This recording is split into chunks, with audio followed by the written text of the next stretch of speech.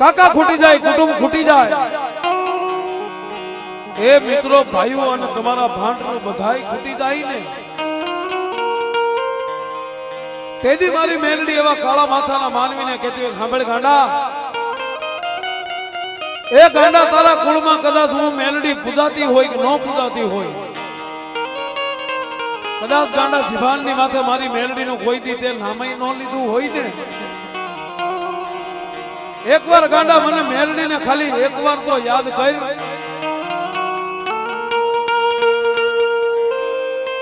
અને સાહેબ મેલડી દેવ છે ને હરવા કાનની સાંભળનારી છે.